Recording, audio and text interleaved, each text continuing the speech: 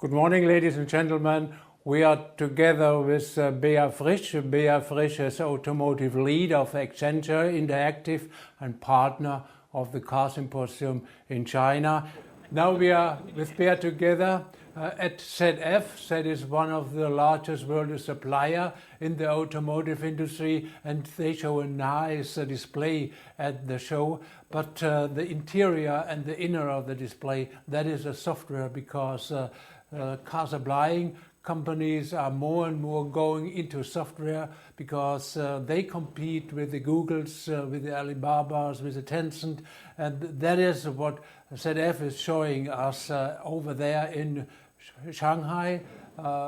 So what is your impression, Bea, from ZF and from the booth of ZF? It's more a technical booth. What do you think about that?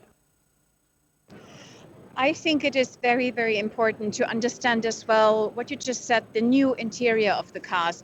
It is going to be a software-defined vehicle. You know, a lot of people are talking about that if you're not able to write code, you should not even work in the automotive industry anymore. I think that's a little bit far-fetched. But here you can really see it very clearly, and ZF is really one of the most important suppliers overall here in China as well.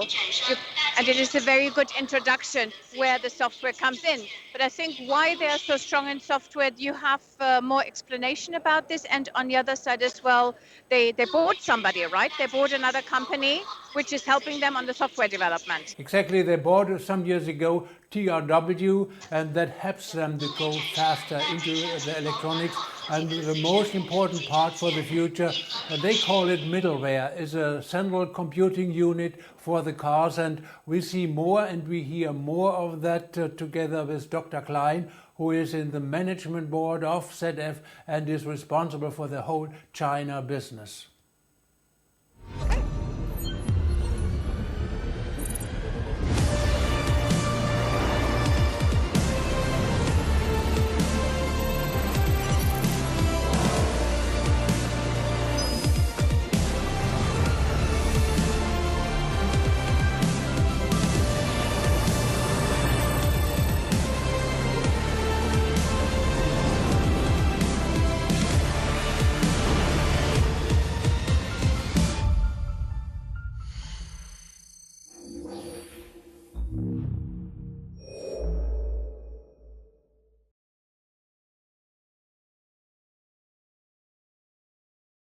ZF has nearly 150,000 employees on a worldwide basis, 36 billion turnover in 2019. ZF is strong in passenger cars and commercial vehicles, in drivetrain, in safety issues, and we are very proud to have today with us Dr. Holger Klein, who is a member of the management board of ZF and responsible for the total market in Asia and Pacific. Mr. Klein, give us some of your insights on the Chinese passenger and car market. So as you said, we are present in different industry segments. We are on the one hand side in the commercial vehicle and on the other hand side in the pass car. And 2020, if you look at it, was not a bad year in China. Yeah, so I think most players here, the suppliers, the OEMs, after the first shock of COVID, recovered pretty fast. So a typical V-shaped recovery. So where finally, for us and for many other players, the year 2020 turned into a very positive year. And we tried to keep the momentum for 2021. And as you said, January and February, although February is always a weak month because of Chinese New Year, were very positive as well. And what do I mean by positive? Of course, we look always at the customer sentiment. Do people buy cars? And this is happening. Yeah, so I think here is a very unbroken enthusiasm for latest technology vehicles. The average age of the customer is significantly lower than what we see in Europe, and therefore the market demands are a little bit different. Yeah, we talk a lot about the intelligent connected vehicle. This is taking shape very fast. And so we are very excited to see the continuation of this V-shaped recovery and are very hopeful for a strong 2021. So your perspective for passenger cars is very optimistic. The truck and commercial business vehicles could be a little bit difficult because you had a strong year last year. So what are CITES plans for the next 5 years? Because China is the most important passenger car market in the world, and it will grow and grow and grow. So that's right, yeah, and that's why we as the F wanted and will double down on China. Yeah, so me being here in China as a global board member, and I'm leading global businesses from China, are describing very much what we do as a strategy. On the one hand side, we are in China for China, but more than that, we are leading out of China, certainly certain product segments for the world. For us, it became very clear, especially during the COVID crisis, that it's very important to localize here in China. You need to have all the competencies in China to serve the Chinese customer, the Chinese market. And for us, COVID even accelerated something which we were planning to do anyway, to be in the region a very strong partner with all the localization and the competencies. If you ask us what are our plans for the next 5 to 10 years, we aspire to have a market share or to a revenue share of the EF globally of about 30% in 2030. We are at the moment roughly at 20%. So we need to find another 10%, yeah, and this will happen with new technologies. So very ambitious objectives and targets for the next years, and software and car software will be a major issue in your business plan. I read something about a middleware which you're doing as a software platform. Yeah, you know, I think in general, we all talk about software-defined cars in the future. And it all starts with functions which are updated over the air. In order to do so, you need a certain software architecture, service-based software, and then you need a different E&E electronics architecture, which then means higher performing computers like our Pro AI, where you have this computing power to perform these operations in very short time. So for us, it's important to play in all of these areas. Yeah. So on the one hand side, we are with our Pro AI very much in this high computing segment. And this is something we started with European premium customers, you know, where we are the supplier for these supercomputers if you want. And then there's a question on which software and abstraction layer is then the functions running, and that's a middleware. And we figured out if we want to play a role in this, we need to offer this on the one hand side for the customers which do it themselves to play on eye level. On the other hand, there are customers who take the full package. Yeah? And then you have on this layer functions like what we call vehicle motion control. We call that Cubics, which is then a vehicle motion control software, which really enables you to combine the functionality of a steering, a braking, a suspension in a way that you have new functions for the driver, the end customer. And this is then all driven by software. And this is functions you can update, you can pay for, license agreements, etc. And this is changing actually our way we work with our customers as well. So this is very important, and this is happening here in China very much. You know, valet parking is becoming a very important part of these functions. Yeah, as you can imagine, in these mega cities here, it's a value per se if you save space because you have a higher parking density. And of course, a service, yeah. And there are other topics, level 2+, automated driving functions are becoming more and more a mainstream, I would say. And this is where we play and where we see the future of our content per vehicle. So very exciting times with very different players sometimes compared to what we see in Europe and the US. So you have some kind of modular system in which your customer can decide to take the whole package or part of the package functions which are available on a worldwide basis. And on YouTube, you can see a lot of videos on Teslas, on the full self-driving systems, which they at the moment are offering. Just to make a small benchmark or comparison with that, are you going into the same direction with your customers? And do you think that the competition between, for example, on the one hand, Tesla, and the other hand, on the classical car makers, will be stronger and stronger and stronger, and the classical car makers will offer similar systems like the full service driving system of Elon Musk? So, Professor Dudendörfer, you know, the beauty of my position is, as a supplier, you talk to all of them.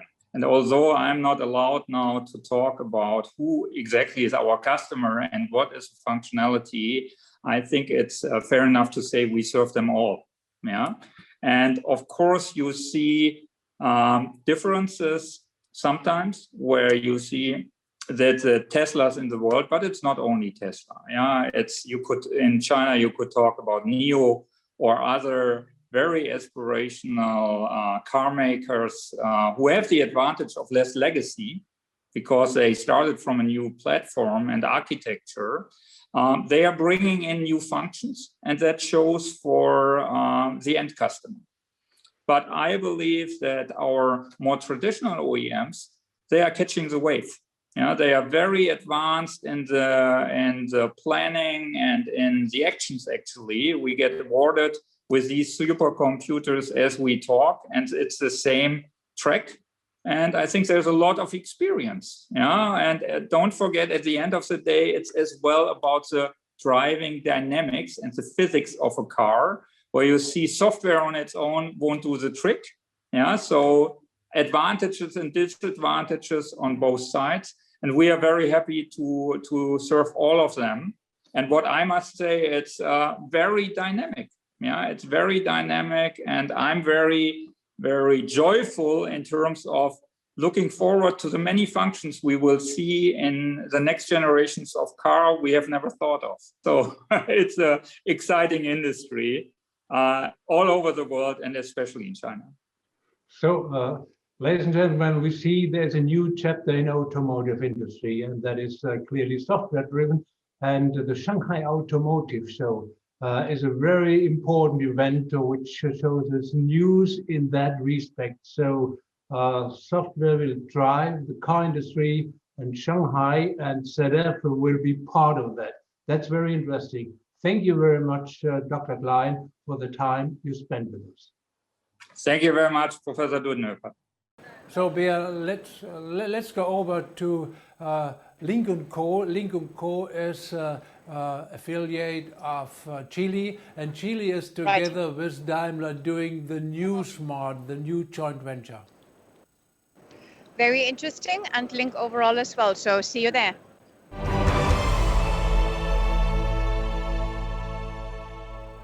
Yeah, we are together at Link & Co. Link & Co. is an affiliate from Chile, and it gives us a little bit an impression what possibly Smart will make next year when they start together as a joint venture between Daimler and Chile. So what can you see? What are your impressions from Link & Co. in Shanghai? Well, on one hand side, I really have to say, if you see a Link & Co car on the street, it looks very elegant. And this is here on the booth. It is a variation. This is booth building at its best. It is very interesting. People are walking around, the whole atmosphere. Nice cars. Cars are open, I hope, during the normal days, public days as well. Very elegant. There is a little car that looks, I'd say, like a shrinked Macan. So there is a lot going on. So obviously the designers from Chile Group are really learning a lot and going forward. As we realized before, at Chile, they have as well foreigners. But this is the way forward. As we already said, this market is setting new standards. They want to go over and bring to the customer some kind of mobility system. So it's just one part, the car in the whole story. And the same wants to do and want to be affected and implemented by SMART. Let's take a look at SMART. At the moment they are not at the Shanghai show. They will be next year over there and they will come to Europe. We have a small interview with the CEO and the marketing executive of SMART. So let's take a look on that.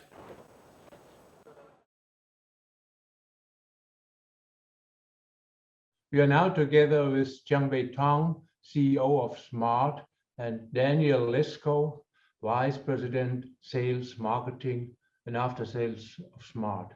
SMART will restart as joint venture between Daimler and Geely. Mr. Tong, please give us an insight into the new SMART, into your new company. Well, thank you, Professor. This is a very good question. Like you said, this new SMART joint venture is a 50-50 joint venture established by Geely Holding and Mercedes-Benz AG on end of 2019. So both partners see this as a joint venture is a win-win situation. Why is that? Because unlike, like you said, unlike those conventional joint ventures, this time Geely provides the most advanced SEA, the most powerful engineering capability, which is called SEA platform, that I will have more description later on. And also Geely provides offers the most advanced manufacturing capability facility. And from Daimler side, the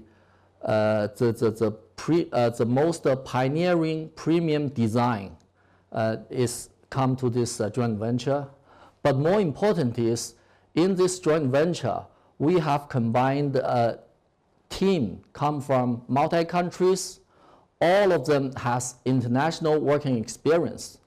And this diversity generates amazing chemical reaction that enables the success of this joint venture. I think, first of all, I would really like to underline what Jiangbei said. So we have had a great chance with the perfect ingredients from those two shareholding partners to have a start of this next chapter of the SMART brand.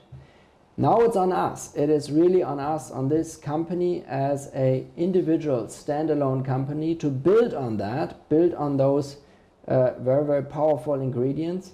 And the most important, in my personal point of view, is that we have the ability to newly hire really the best talent on the market to push this company forward and to enhance many of the ingredients that we have received from our parent companies.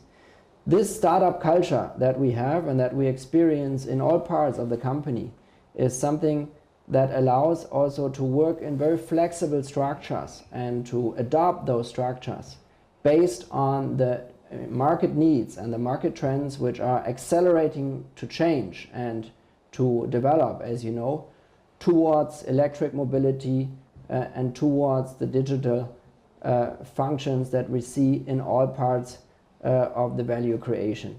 This, with that multinational team, is really the culture that I can underline we experience in China, but also in Europe, where, you know, we have set up a subsidiary, a sales subsidiary company, and we're now building this company to support our efforts growing into a standalone individual multinational company.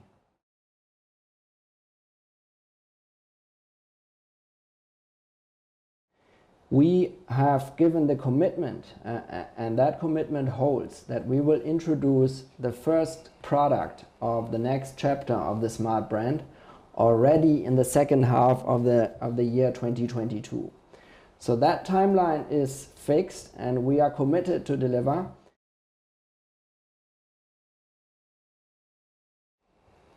Both in China and in Europe, we are building an independent, customer-centric and data-driven sales model. That sales model will be in both regions, China and Europe, will be a direct-to-customer sales model. And with this direct-to-customer sales model, we are able to display individual content and to individualize the customer journey, the experiences that our potential customers will make, and we will be able to offer them the best experience that they can expect. That's not just the digital side. We are very, very committed to offer also a premium delivery, the premium handover experience of that car. That would be a physical event, of course, and that would be the highlight for many customers to experience both in China and in Europe. There's many interesting sales models out there. Subscription is something that is often quoted by many. That is certainly one thing we will also offer to our customers. But for us, it's actually more important, instead of focusing on individual products or channels that we might make available to our customers, it is really that consistent, smart experience that we are now building and we will deliver to our customers.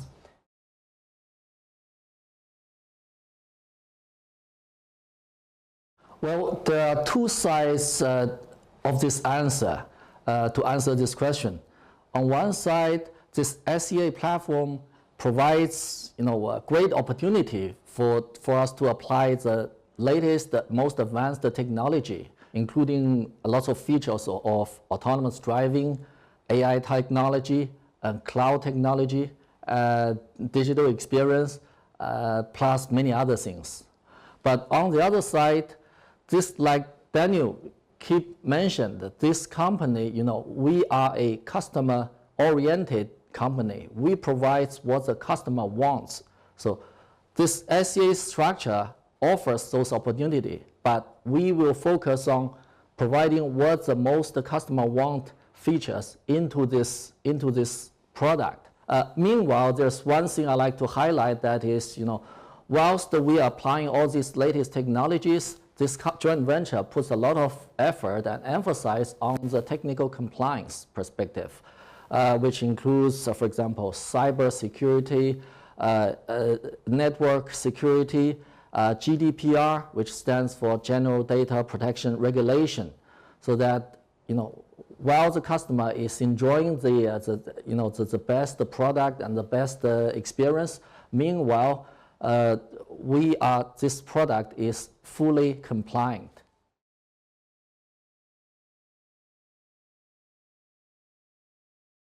So that will definitely be a pure electric car. It will be a pure electric, premium, very high-tech, compact SUV.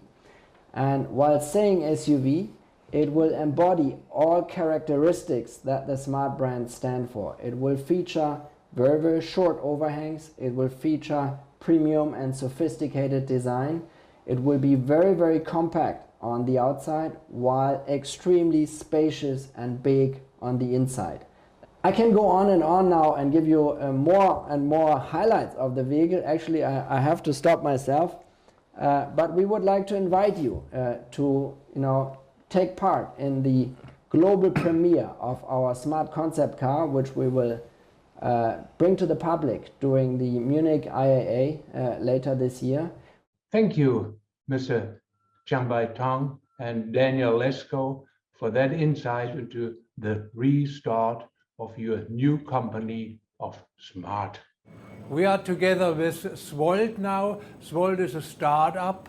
It's an affiliate from Great Wall, and they are constructing and building the batteries of tomorrow. And of course, they will start a production, a lithium-ion production facility in nearby Saarbrücken in the Saarland. And it's very interesting to have Bea directly in Shanghai with Volt.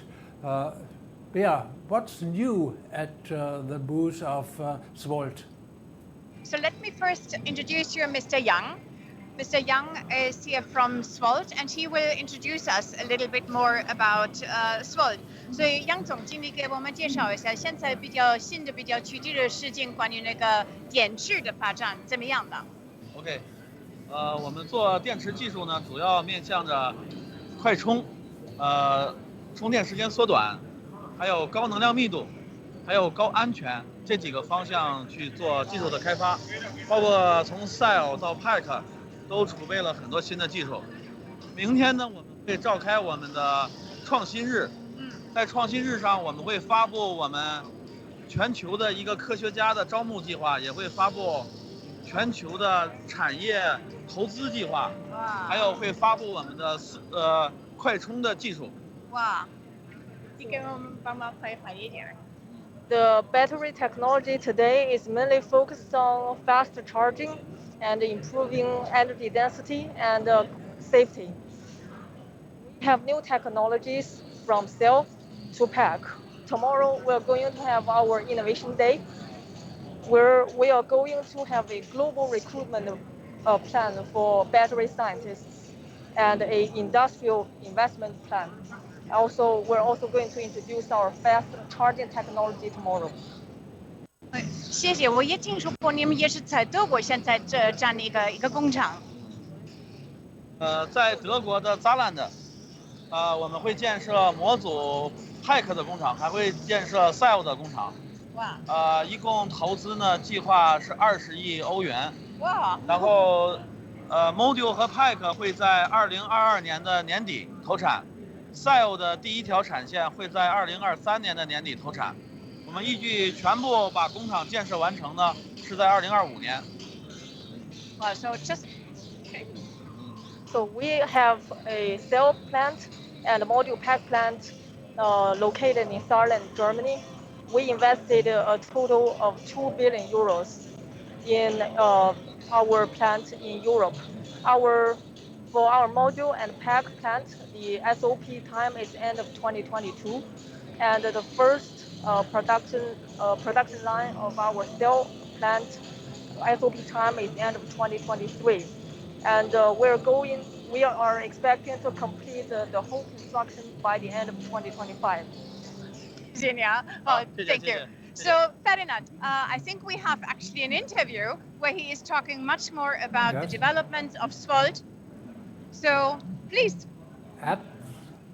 Absolutely. We have the CEO and the president of SVOLT with us, and he will give a good insight, a new insight in that brand new company, which also is planning an IOP. That means we'll go to the stock market. Now, let's look at the interview.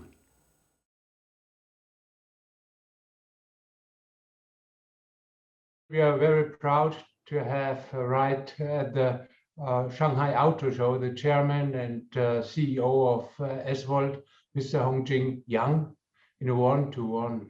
SVOLT is a high-tech Chinese automotive battery company and spin-off from Great Wall Motors.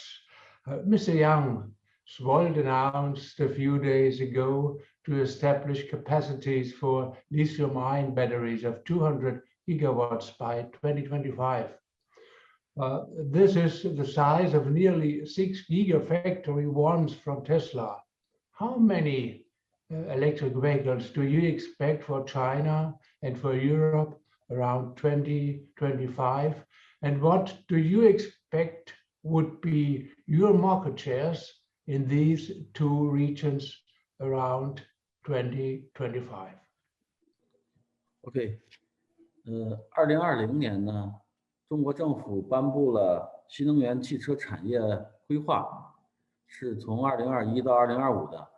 按照这个规划的预测，以及我们对于中国市场的预测，到2025年，中国新能源汽车的销量呢，预计将达到500到600万辆，占比在20%到25%之间，这是一个大概总体的量。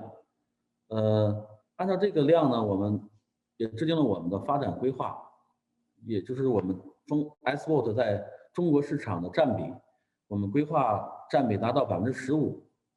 另外一点就是欧洲市场，欧洲市场的新能源发展的速度非常快，我们也结合着各个研究机构的数据，得出了一个推论，就是欧洲在2025年新能源的销量将达到550万辆每年。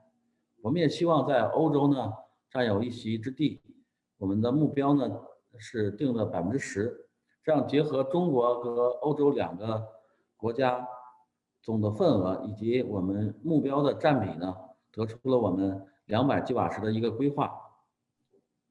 谢谢 ，Thank you。So we see a lot of innovations in lithium-ion technology, larger cells like blade batteries, new material on anode and cathode side, and of course, a lot of efforts to industrialize the so-called solid-state battery. What will be the most important technology trend for SVOLT in the next 5 years, and what advantages could that bring to the car buyer? 目前我们从几个维度进行分析。第一个维度就是从材料维度，锂离子电池3元体系，能量密度高，性能好，体积小，所以非常适合乘用车的使用。但是它里边使用的钴元素含量小，价格高，会在未来制约新能源的发展。所以把钴降低和取消是全球的一种共识。摆脱钴的依赖是蜂巢能源成立以来一直的战略。在2020年的时候，我们全球首发了无钴电池。在2021年的6月份，我们的电芯将量产，9月份会率先搭载长城汽车的一款整车上市销售。同时，我们也在开发第2代、第3代的无钴电池，使成本更低，性能更好。第2个方面是我们想从电池的安全方面进行介绍。影响新能源车普及，除了成本以外，另外一个主要的因素就是安全。那么解决安全的问题呢，有很多点，其中我们主要关注的是整个系统的安全。系统的安全包括从电芯层面到阻燃技术，到电池包的数据预警，多个层次进行解决。从电芯层面呢，我们也在开发果冻电池，也就是半固态的电池，可以大大提高安全性能。同时在模组跟 pack 层级，我们使用了一些新的隔热技术、冷却技术、热防护技术和这个排气设计，使即使发生了热失控，即使发生了1个电芯的这个热失控，整个电池包呢不会发生热失控。同时，如何避免热失控的产生，需要我们从软件方面、从算法方面、从监控方面想办法。我们也开发了我们的风云平台，从多个维度进行车辆运行状态、电池运行状态的监控，包括它的温度、电压、电流，从而提前识别出有风险的电池进行处置。这点呢，也是我们主要发展的方向。所以围绕着安全，我们有一系列的基础措施。第3点，我们关注的就是未来电池的从应用场景角度，就站在使用的角度，站在成本的角度，电池应该是一个什么样的趋势？首先，第1点就是长薄的电池。长薄的电池从可制造性、制造效率上是有优势的，从成本上是有优势的，从整车的体积能量密度方面是有优势的。固态电池会逐步的成熟，但是全固态可能还需要5年以上的时间才能够在电动车上批量使用，这个时间还是比较长的，还有一些技术问题要解决。另外，像解决安全的手段，类似于使用一些自消气的材料，使用一些混合的正极，以及更安全的电解液，这些技术呢都会使电芯的本征更加的安全。第4点，我们认为未来发展趋势在于先进制造。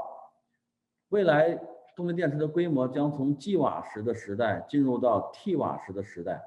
那么 T 瓦时时代作为大工业化的制造，需要一系列的制造创新，有更高的效率、更短的制程过程。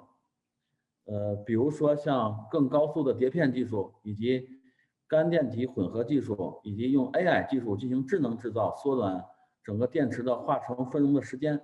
这些创新技术的应用将使电池的大批量制造的成本更低，性能更好，产出更高，会使电动汽车更具有竞争力。以上呢，从材料、从安全、从前沿技术、从应用场景、从大规模制造几个方面，我们就做了一些介绍。所以我认为未来的技术趋势呢，还是多样化的，几条技术趋势会同时存在，但是这些技术趋势的共同特点就是会为终端的消费者、为汽车用户带来更好的体验、更安全、成本更低以及更加便捷。谢谢。Thank you very much, Mr. Young. We appreciate very much to have you with that short discussion. Thank you.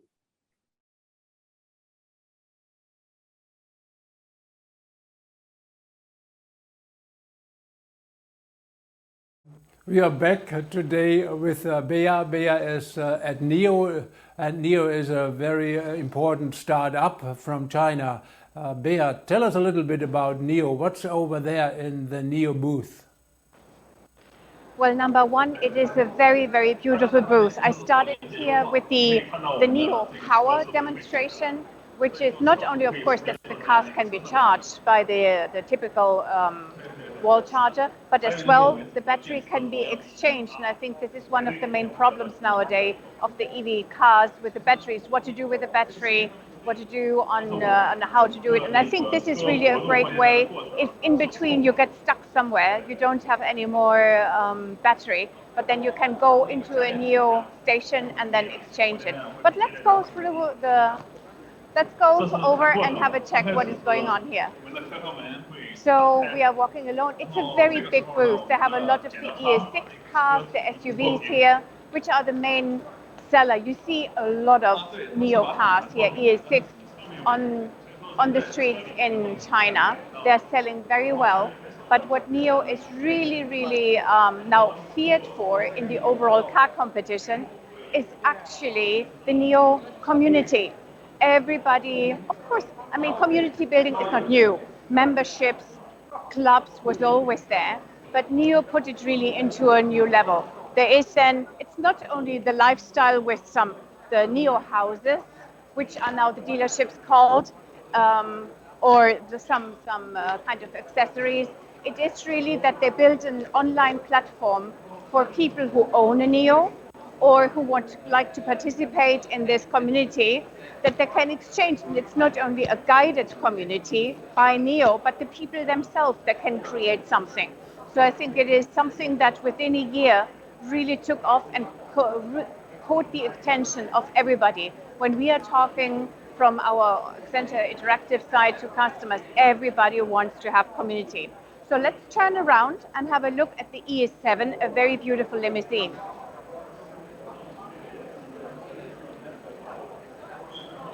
It has its own place, so it's still more handled like a special car. Not sure if we can perhaps ask some people to look on the side. I'll let the camera look through because it's more important that you guys see it.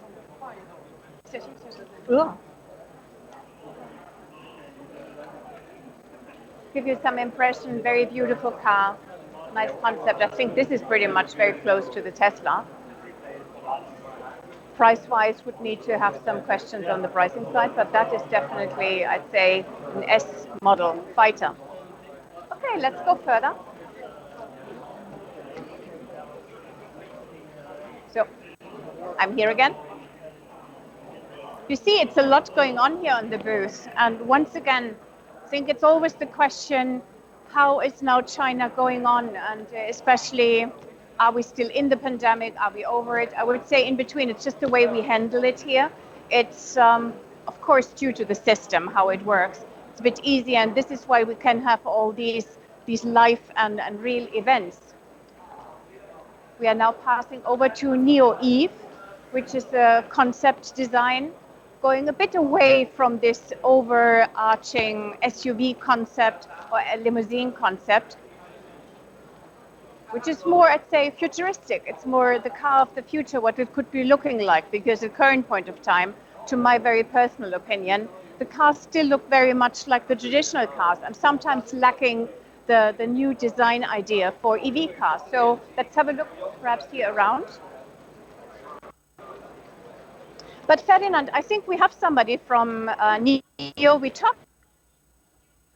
Exactly, Bea. And it was great to get that short introduction into NIO, into the NIO world. And we will have more on the NIO world in our interview. So let's go over to the interviews. Thanks, Bea.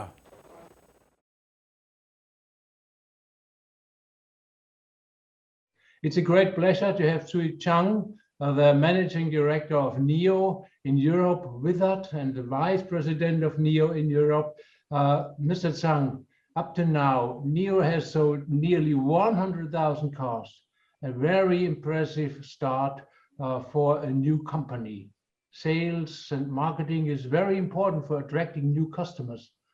In China, NIO wants to build 20 NIO houses and 120 NIO spaces in 2021. Can you give us some ideas how to imagine these NIO houses and NIO spaces?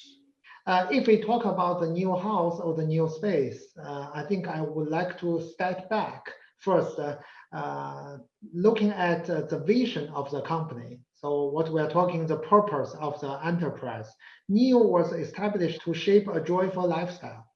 We want to build up a community where we are sharing the joy and grow together with our user. So that's why we look to the value chain of all the services that can help our user to shape a joyful lifestyle. And so that's why we establish a so-called NIO ecosystem. I would describe it as a NIO ecosystem house. The NIO house and the NIO space is one of the columns of the NIO house under the category points of sales. The NIO house enables the user to experience the NIO beyond the car. It's actually a living space for the NIO user and the friends, and giving access to a shared space to the users, families, and their friends that supports work and the personal life by offering different function areas in the NIO house. For example, a WeWork lab, for example, a library, and a forum. Last but not least, or even children play areas for our user. And it will be a space to see and engage with the NIO products in person and interact it with the others like-minded NIO users. We have so far 22 this kind of NIO houses in all the major Chinese cities. And on the other hand, we also create a new form of points of sales called a NIO space, which is mainly being focused on the point of sales. And you can find the NIO spaces in the different areas, typically also a shopping shop in a highly frequented shopping malls, for example. And in total, we now have over 220 NIO spaces operating in China. So it's really interesting. It's not just a car or a car company, NIO. It's a real new world which are you creating. That sounds very interesting. We have heard something and your success in China. What do you plan for Europe? When will we see the first cars of NIO or possibly also NIO houses in Europe? So we are fully committed and prepared that we will get the European launch right. And in terms of the timing, as our founder outlined in last year, we are preparing to enter the European market in the second half of this year. In China, you use also the swapping stations for batteries. You plan 500 across China in 2021. Why do you need that battery swapping stations? Does it count, and what is the customer value with that swapping station? Because we think that with battery electric vehicles, you have a range which is acceptable for customers. Yeah, actually, NIO sees the battery swapping station as a key component of overcoming the barriers of the EV adoption. And of course, as I mentioned, it's associated also to the vision of the NIO as a company to make EV as convenient, as comfortable, and joyful as possible, right? So many of the barriers to widespread adoption are related to the power charging, and also to be exactly is the range necessity, right? Access to the charging station and also the charging time. And in fact, a recent study by Bloomberg has confirmed this. In China, we have seen remarkable success with a battery swap. As of March 2021, NIO has conducted 2 million of battery swaps with to our user, and powering almost over 400 million kilometers of emission-free driving from our network over 190 battery swap stations nationwide. And it's incredibly important for our user in China, where the public charging are harder to access, right? And also, of course, there's a number of the other market factors that makes this approach very attractive for our Chinese customer. So it was a real pleasure to have you, Mr. Zhang, in that discussion and give you an insight into the ecosystem of NIO. NIO is not just a car, NIO is a new world. Thank you very much. We appreciate it very, very much to have that discussion with you. Thank you. Thank you. Thank you very much.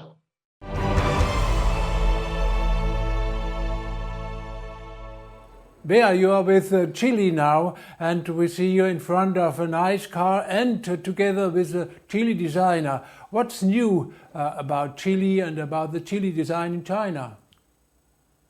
Well, Guy, very nice to meet you. Thank you very much for having us.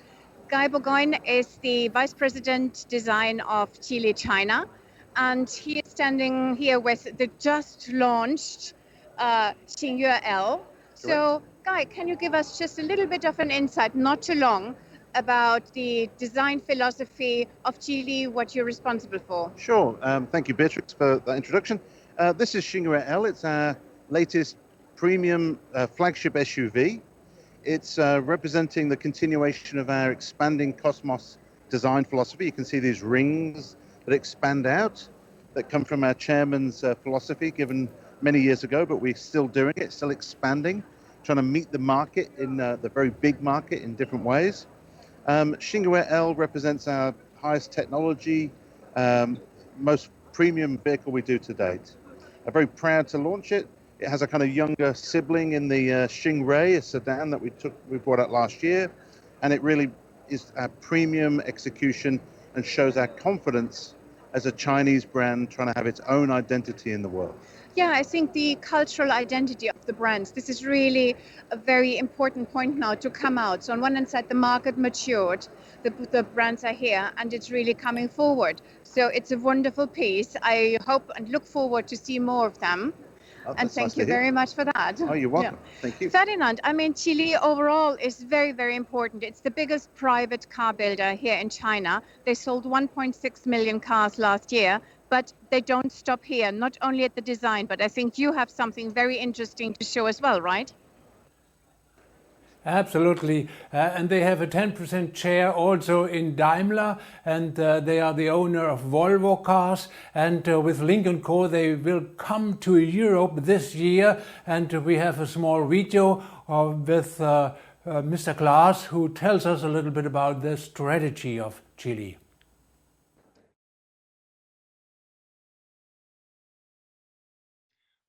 We are together with Frank Klaas. Frank is Vice President Communications Europe for Geely. Geely Holding in Hangzhou in China is a global automotive group with several brands. Its brands include, for example, Geely Auto, Lynk & Co, Volvo Cars, Polestar, and Lotus. The group was founded 1986 by Li Shufu, who is still chairman. Geely Holding sold about 2.1 million cars in 2020, thereof more than 660,000 Volvos. Frank, Geely has a research and development center in Germany. What are you developing here for the European market? Hello, Professor Dudenhofer, and thank you very much to you and your team that we can participate in your event. Yeah, we have a development center since 2018 in the region of Frankfurt-Main, really opened. It was in 2019. It's called GATD, Geely Automotive Technology Deutschland. What does it mean? Geely has a strong belief that if you want to be successful on the global markets, you have to be successful in Germany, and you have to attract people from the German engineering group to develop the best cars of the world. This is a goal for Geely, to be a global competitor. And if you see the quality and the design and the technology of the German brands, this is kind of like a masterpiece for Geely to be successful around the globe. Geely is a private-owned company. Has nothing to do with the Chinese state. But Geely has a strong way to understand and to look for the best talent and the best products to be developed. And these talents in Germany, in Raunheim, near Frankfurt Airport, they are coming from companies like Porsche. They are coming from companies like Mercedes, but also Ferrari, Maserati, and others. And what are we developing there? Yes, mobility of the future is kind of like a keyword. Everybody is saying this, but we are having now in the moment 155 specialists, and we will have at about 300 specialists, and they are doing the research, for example, to develop better performance cars for with electric technology. Means, for example, you get always the problems that if you push an electric car really to the limits, that you have thermic problems. So in our team, we are researching and also solving these issues to get a thermodynamic balance in the car, and the sustainability and the sustainable power development for these cars. So you're looking for competition, also internal competition, to bring out or to develop the best cars for the customers. A few days ago, Geely has announced that you want to establish a new brand for electric vehicles. It's called Sidcar. Can you tell us a little bit about this car, what the ideas are, what the possibility of the car? The Sidcar brand will, let's say, go in another niche of electric mobility. As you know, we will have cars also in China, very successful from electric brands from Geely. In the future, more, for example, Polestar and other cars. And Sidcar is going in another niche in competition also probably to Polestar, taking the best of the development centers and creating cars for, let's say, an upper segment.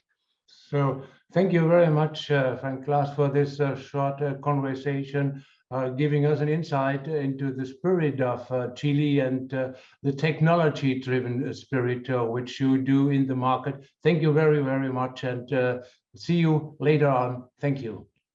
So Bea is now at Tesla. Tesla had a relative small booth in the big show in Shanghai, and Tesla is very important in China. They sold last year 150,000 cars. They have a factory, a plant for 500,000 cars in Shanghai.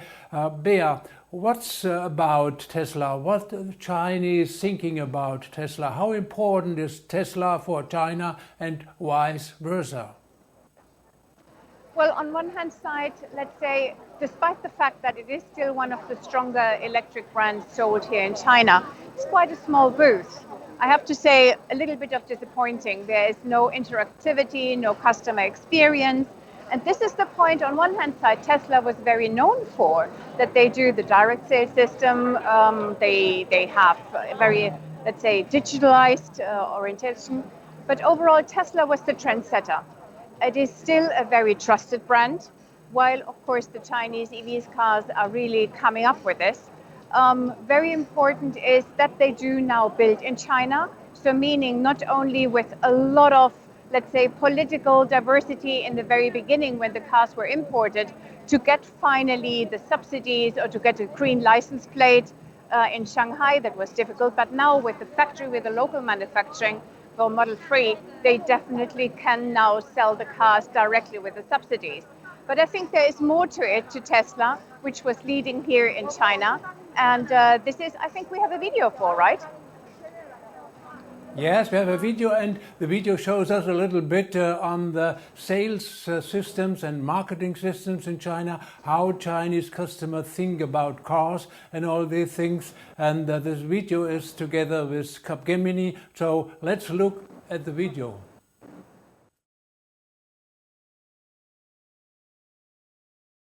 Sales and marketing systems decide on the success in car markets. Let us have a short discussion with Mr. Wei Song, Senior Director of Capgemini Invent, on the issue. Mr. Wei, in recent years, car purchase in China has changed with the emergence of the NEVs. How far has the purchasing behavior changed, and how does future retail in China look like? So regarding the question, maybe I give some like the opinion from my side with 3 dimensions. So the firstly, I want to talk about the customer, because we can all see like in China, the customer retail behaviors really change a lot with some like new demographics things, like most of the car potential owners is like Generation Z, and actually the digitalization, the penetrations is really heavy or high in China, and everyone really like always doing the always online and also through the mobile devices. They're really looking for the very like the convenient shopping experience like in their life. So I believe from the customer behavior change, it's also like give the automotive industry a lot of opportunities as well. And beside of that, actually regarding the format, we can see like the OEM is definitely right now also try to change the style to fit the customers' behaviors. And then we can see, especially for the NEV areas, then we can see a lot of the pop-up shops in the shopping mall, and also the customer is getting more easier to get in touch with the product. So agency models are very important, especially in China. Do you think that the trend of agency models will spill over to other countries, to the rest of the world? Yeah. So I can see in China right now what happened like is firstly for those new energy brands like NIO or Xiaopeng, actually they getting step into the agency model.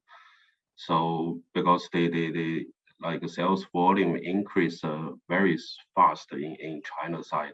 So the traditional like direction sales model is not able to really support the business growing. So originally they using the direct sales, but now they also start to introduce the agency model to support that. And beside of that, the traditional OEMs also going to like change the position to test the agency model in Chinese market.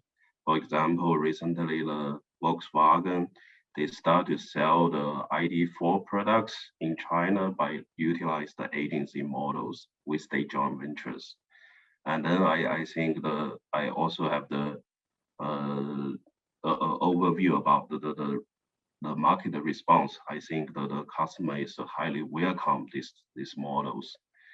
And if we're talking about like the China as a leading market to test the agency model, I think it also can benefits for the other countries. Yeah.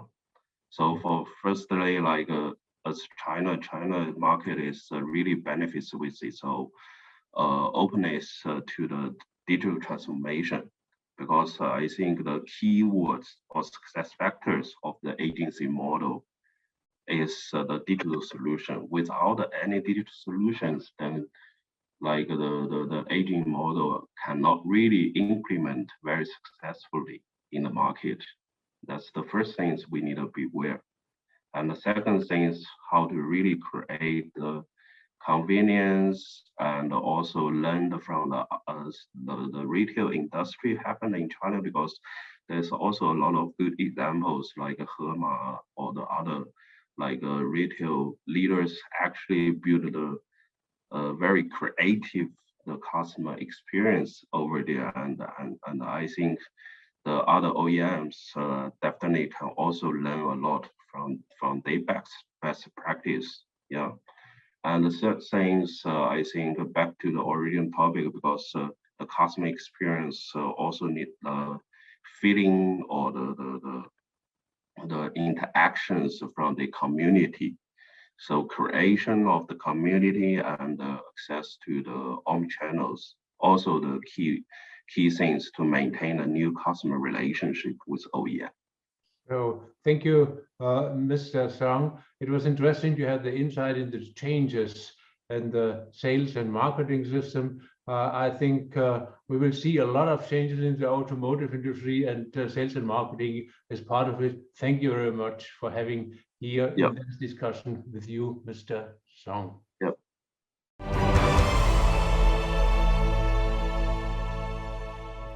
So Bea, that was our second day in China, in Shanghai. What was your impression? What are the most important things which you realized in the Shanghai Auto Show?